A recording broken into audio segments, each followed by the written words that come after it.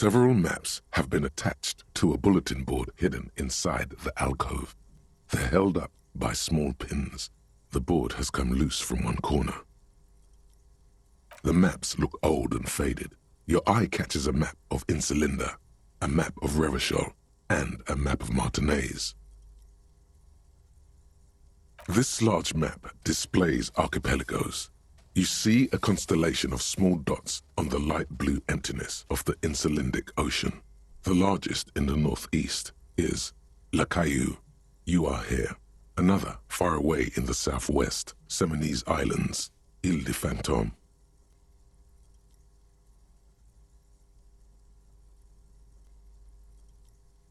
Ozon, Laurentide, Fas à la Mer, Archipelagos, North Arcade Islands, all just specks of dust on the vastness of the Insulindic. On the edges of the map, the color fades into a blur of dotted lines, black and white, disintegrating into mathematics.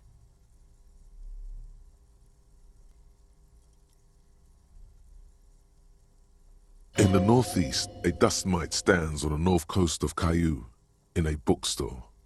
It's you. You can, on Caillou, Revachol, a single black star, on Ozon, Fondelier, and Vilmandu, on Archipelagos, Croyan Moran, Villiers, on Seminine, Olduvai, and on Laurentide, Deora of the Seven Seas. 850 million people live on these little dots, an oceanic world of culture and commerce torn apart by history.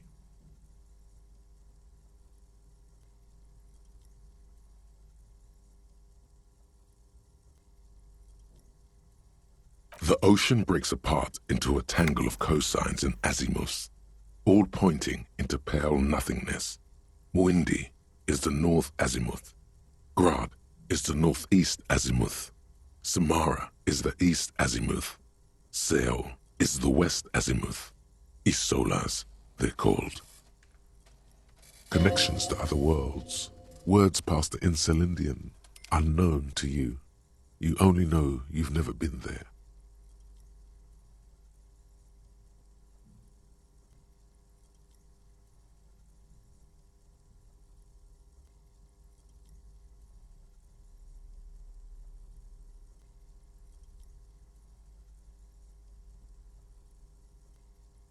You have little idea what they are. Distant stars, gods, but looking at them makes you feel almost non-existent. Whatever they are, the Isolas are immeasurably large compared to you, and very, very far away.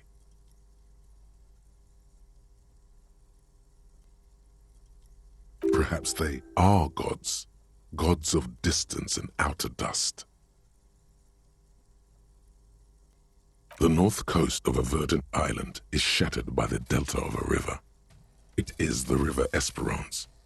Countless bridges put the shards back together, connecting city blocks to river islands. La Delta says a great artificial heart in the center, teeming with life forms and construction.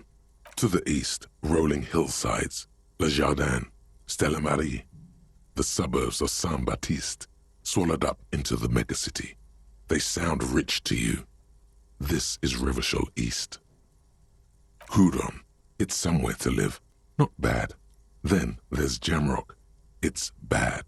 People shouldn't live there, but they do. Then Forberg. It's almost as bad, and much larger. Then Coal City. It's the worst. It's so small you can't even see it on the map.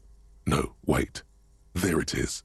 North of Jamrock, the strip of coast next to the Greater Revachol Industrial Harbour. It looks downright despondent. It's almost Coal City, to be honest. No, this is somewhere to be. This is all you have. But it's still something. Streets and sodium lights, the sky, the world. You're still alive.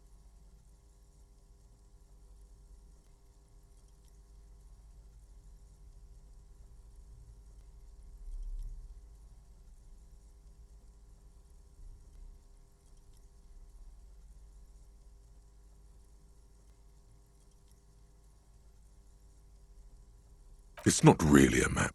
It's a tourist thing. A picture postcard with buildings on it, drawn from an isometric perspective. A date in the upper right corner says 48.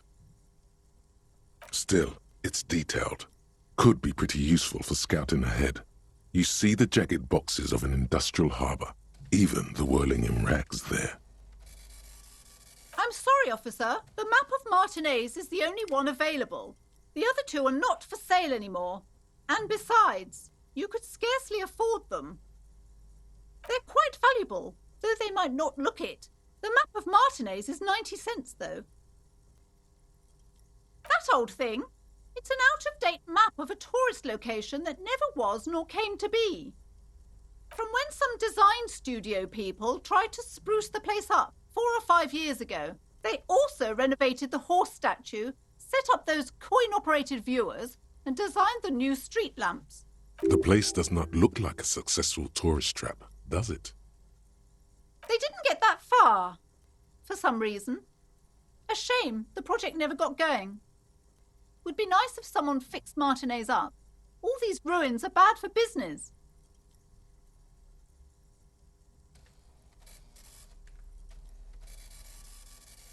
Always good to be informed of your surroundings.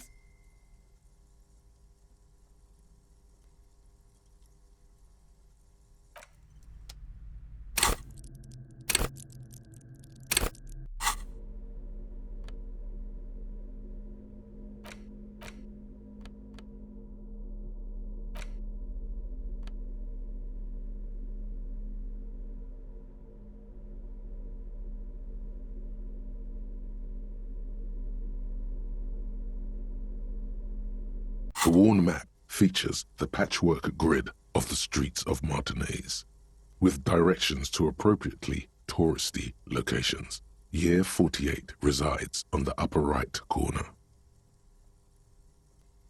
Your finger moves through the various streets, across Rue de Saint-Ghislain and Rue Saint-Sipar, over Saint-Brun and Martinez North, finally coming to a halt on the spot where you are currently standing, although the map gives no such indication itself.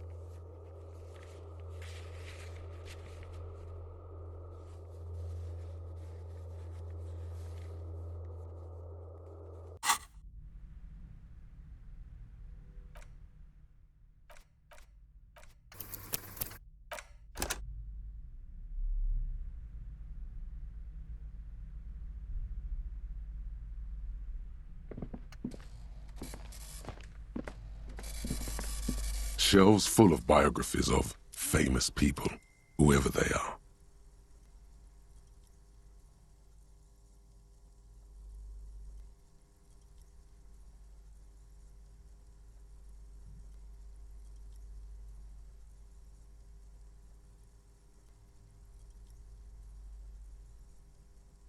I would say... The Greatest Innocence. Yes, most certainly. It's an important educational tool, delving into the depths of history, religion, and their relation to innocentic power.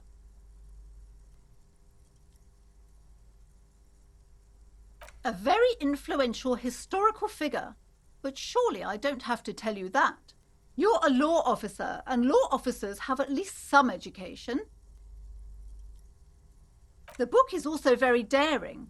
The author aims to re-examine the universal understandings of the innocentic system, creating a fresh vantage point and a shift in the tired order of things. Certainly, it's prudent for a person to have at least an elementary understanding of history and society. Imagine the chaos we'd be in otherwise. You feel like you should get this one. Definitely. It's important somehow. There's something personal inside.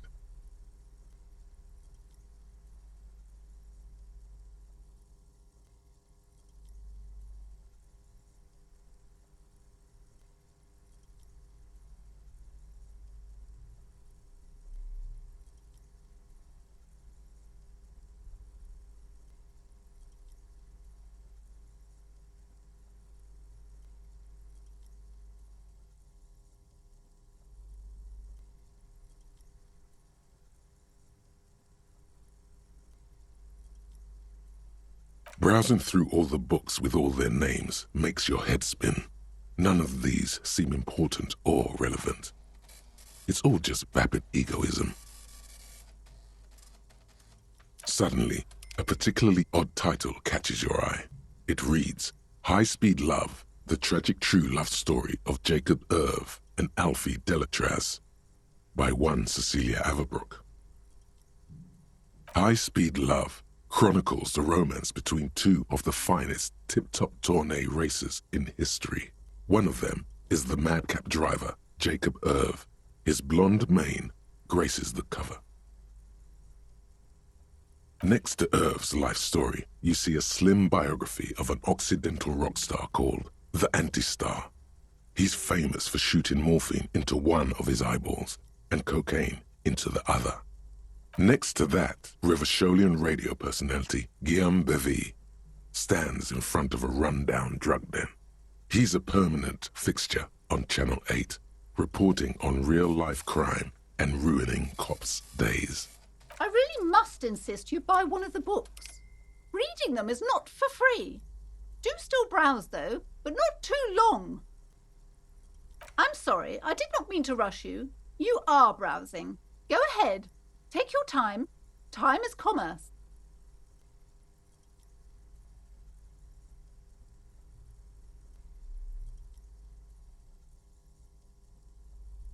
A true cultural touchstone. Enjoy the read.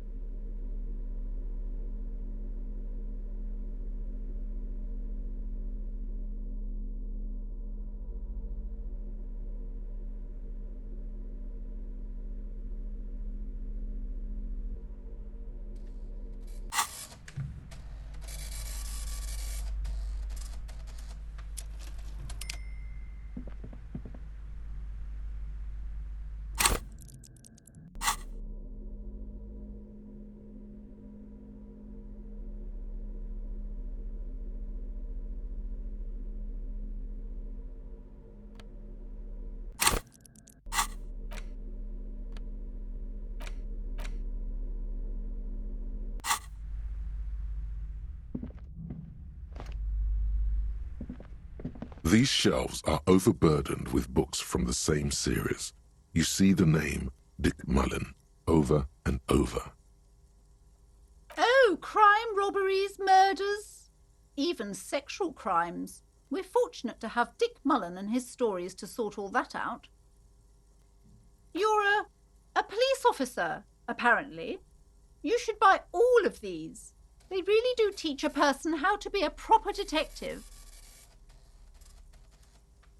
Crime fiction is a disgrace, an asinine misrepresentation of the physical attributes of the arduous everyday work of actual police officers. These books greatly overstate the excitement of police work, glossing over how long it takes to actually follow up on leads and eliminate dead ends. What's more, they completely ignore the psychological hardships of year after year coming into contact with people during the worst days of their lives. Not a single mention of all the stress this work creates upon the officer's family. Detective fiction just doesn't tell the truth at all. Now, would you like a list of all the books found on the shelf? You see Dick Mullen on the job. Get Me Mullen. The Stalwart Adventures of Richard P. Mullen. Dick Mullen and the Murder in the Orchard. The Sordid Affair of Dick Mullen. A killing is declared. Dick Mullen in the murder house. The final case of Dick Mullen. An obvious lie. Dick Mullen in the clock tower. The ordeals of Dick Mullen. Dauntless Dick. Dick Mullen's funeral pyre. The murder of Dick Mullen. Oh no, turns out he faked it to solve a case. Yes, there's also the dame who did it. Farewell, my Mullen. Faking death seems to be a common trope in the Mullen series. The morbid tales of Dick Mullen. A dark tide turns. Tragedy calls for Dick Mullen. Another one with fake death. And, of course, Dick Mullen, the murderer. In order to catch a murderer, Dick Mullen must become the murderer. After all this, you still haven't found the answer to the one question that matters. Who is Dick Mullen?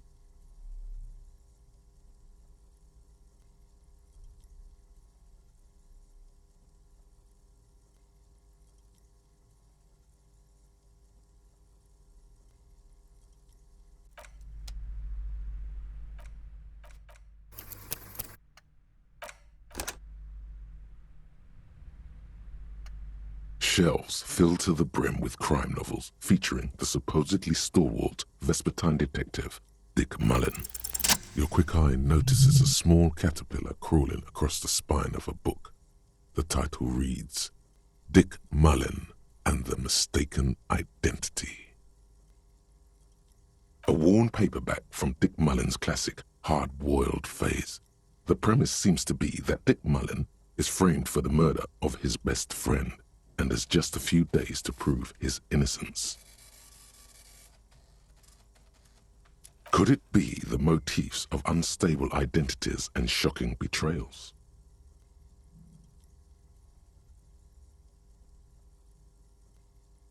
Then this is the book for you.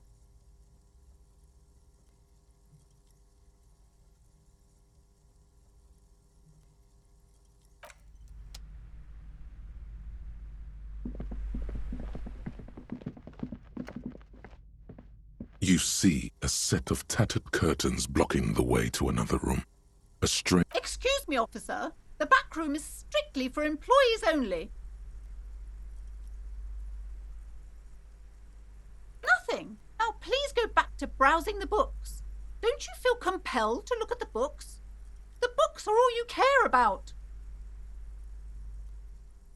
She speaks almost as if she's trying to put a spell on you, urging you to buy more books. Oddly enough, the more she tries to draw you away from the curtains, the more alluring they become.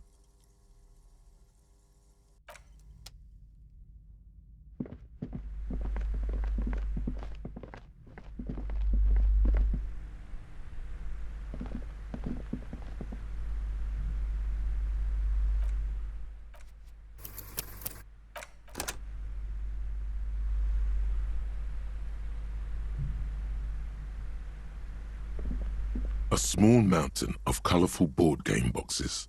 There are numerous types of games for all ages. A lot of shelf space seems to be taken up by Wirral-related merchandise. Wonderful board games, sir. The Viticulturist is a classic for sure. Or perhaps you'd like Archipelagos of Insulinda, a very educational game for those interested in geography. Raubritter is a fun game of economic competition, but can get quite intense after a while. We have games for the whole family. You can play with your children. Who are you going to play board games with? Do you have friends or family? Are you actually friends? Or just colleagues thrown together by circumstance? Friends are technically like family. For playing with friends, I'd recommend Suzerainty. It's a civilization building game where you build a civilization, then set off to brutally colonize and repress other civilizations. It'll cost 12 real.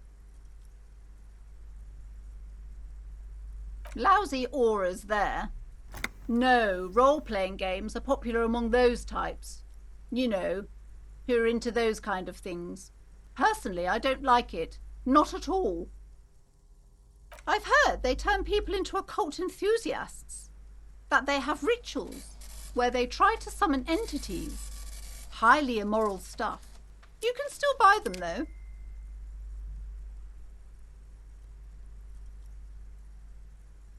An endless variety of source books, law books, and codices litter the table. The topmost book is titled Welkin Compendium, 2nd edition. There's also a large hardbound tome with intricate cover art, The Hunters of Catawak, Boreal Creature Compendium, and a Pick Your Path adventure gamebook titled Tales of Wirral, Cavern of Velkrag. Books in a board game section? Who wants to read books? There's a box that says Wirral, 3rd edition Mega Setting Supplements Module. The side panel notes, a fantastique adventure board game, new maps and miniatures. A sticker on it displays 25 real. That price is steep, but then it's the 3rd edition Mega Setting Supplement, so it makes sense. Nonsense for anemic Beano-clads.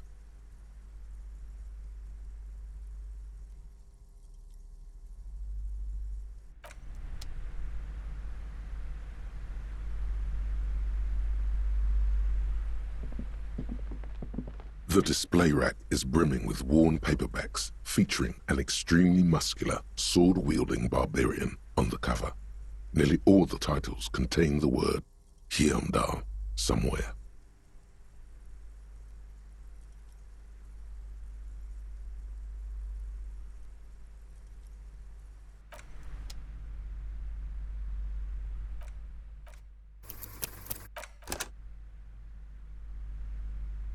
The display rack is brimming with worn Oh, Man from Hyamdal.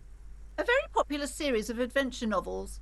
They're awfully immoral and violent books. Blood and violence, scantily clad women, epic narratives, all those mystical things he encounters. They're bound to grab those with little imagination and nothing to do. What does it matter? They're all the same. However, the customer is always right, they say. If you're a novice of the series, I'd recommend Hyamdalaman, the Man from Hyamdal. It's supposed to be a good introduction to the series. Rows and rows of Hyamdalamen blur your vision. You make out some titles. Man from Hyamdal and the Mammoth Riders. Man from Hyamdal, Return to Hyamdal.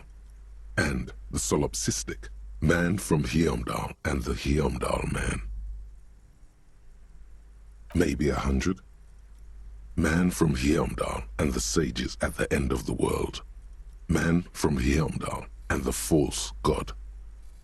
Man from Hyamdal and the scorched earth.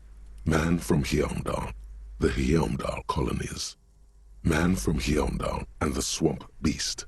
Man from Hyamdal and the snow crabs. Not even close. Man from Hyamdal in hell. Man from Hyamdal and the forest of slaves. Man from Hyamdal under the lake.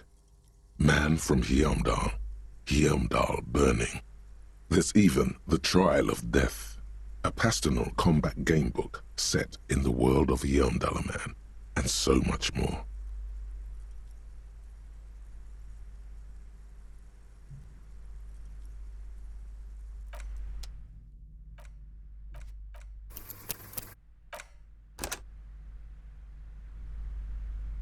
The display rack is brimming with worn paperbacks. A twinge at the back of your head makes you flinch. Your eye starts twitching.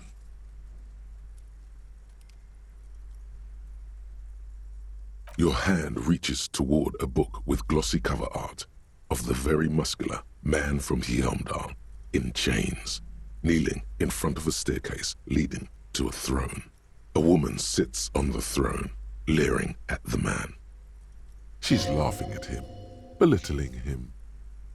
Between the throne and the Hyamdalaman lies a bonfire, casting shadows on the wall. The shadow of the woman's headdress looks like a pair of devil horns. The title reads, Man from Heimdall and the Devil Woman. The display rack before you is burdened under piles of Man from Heimdall novels.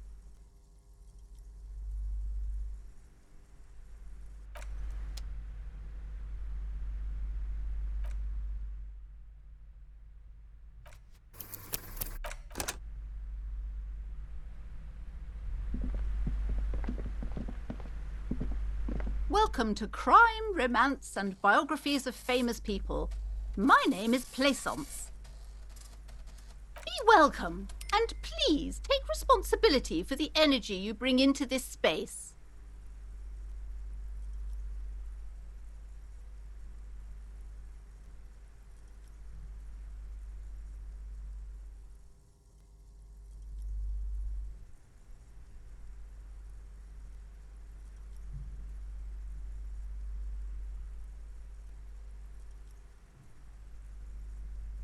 I am the proudest owner of our little shop of culture.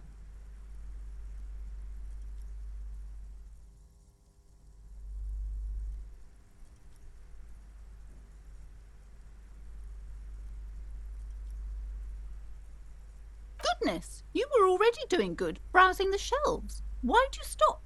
Don't you feel compelled? Go, go! Get back there. The books await you. Everything is on the shelves. Take a look yourself. The shelves compel you, don't they? She smiles and nods, seemingly relieved. Annette, yes, my daughter. I hope she wasn't slacking off again with her nose in science fiction. Tell me, was she at her post doing her job like a proper girl? Wonderful! Did you talk to her? Why not? Was she not friendly enough? Were you not compelled to talk to her?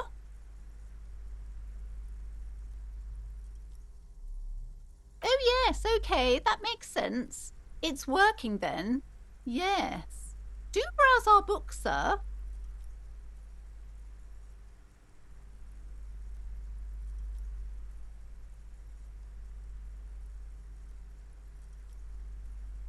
The woman before you scans the store, her shoulders rigid and tense. Every now and then, she nudges her glasses.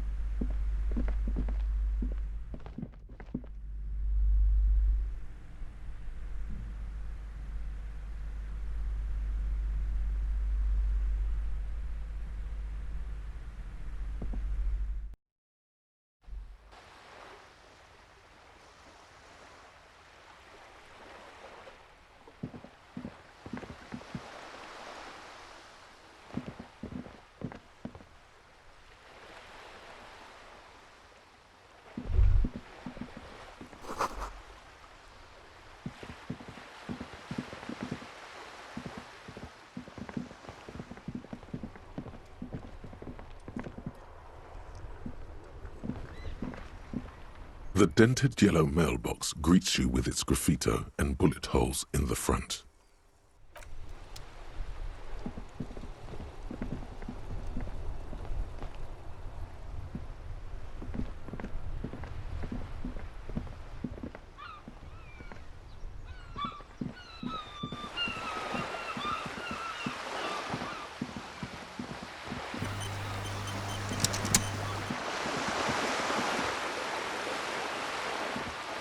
This coin-operated viewer is facing southwest. It's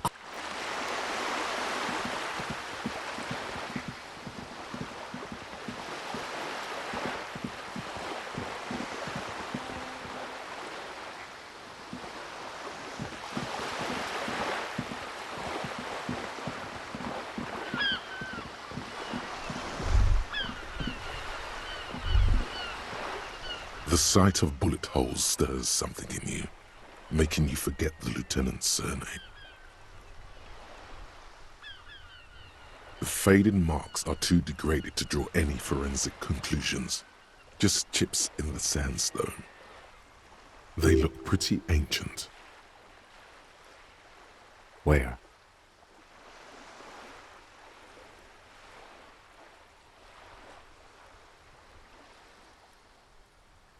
There? Those are old. Yes, the one that happened half a century ago. Those bullets were fired during the revolution and do not warrant an investigation by officers of civil law. Not much. I don't have a fresh perspective on it. Shall we go?